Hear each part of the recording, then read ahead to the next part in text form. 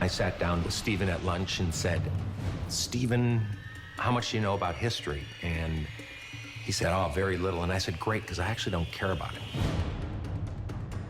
This is grounded in history, but none of us are saying that this is history. At the end of the day, we are making a show that is entertaining. This victory eclipsing all others, quenching our thirst, and fulfilling our hopes and dreams. Behold the man as he becomes legend!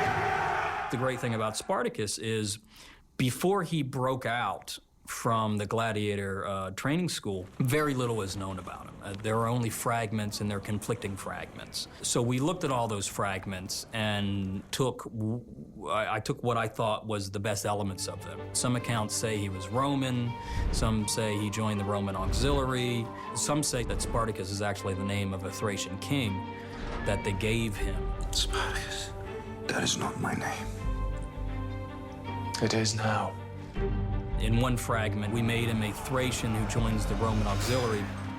We took a historical reference to Claudius Glaber, who was the first Roman that the Romans sent after Spartacus when he broke out. According to history, that's the first time they ever met, but we put him early in the story. So Glaber is the reason that Spartacus is actually sentenced into slavery. I told you Rome's shadow was vast, and you will yet die under it, sliver by sliver, to the roar of the crowd.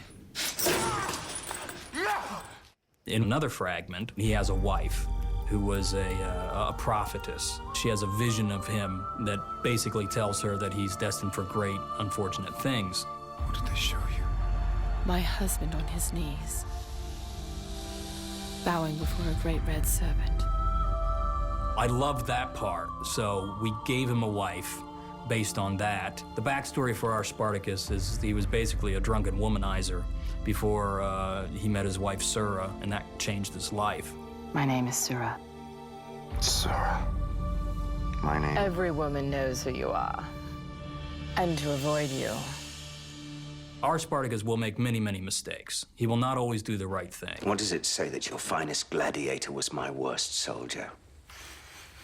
That I am the greatest lanista in the Republic?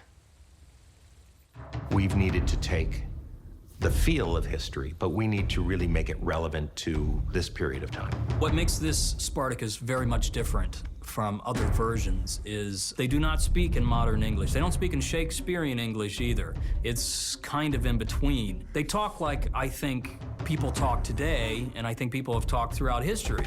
They curse like a son of a bitch. Oh, Jupiter's cock. Reign by Jupiter's cock. Jupiter's cock. They talk about sex. How many times did he have you?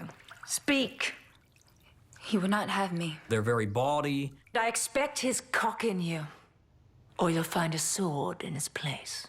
The great thing about Spartacus for me as a storyteller is I know how it ends. Often in a series, you wrestle with, well, what is the finale? You know, what are we building towards? And you can often lose your way. How much blood until we're free? Soon. I promise you.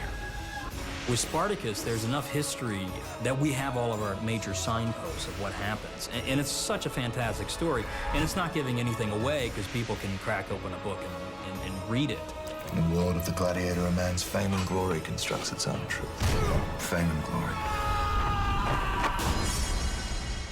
I seek neither.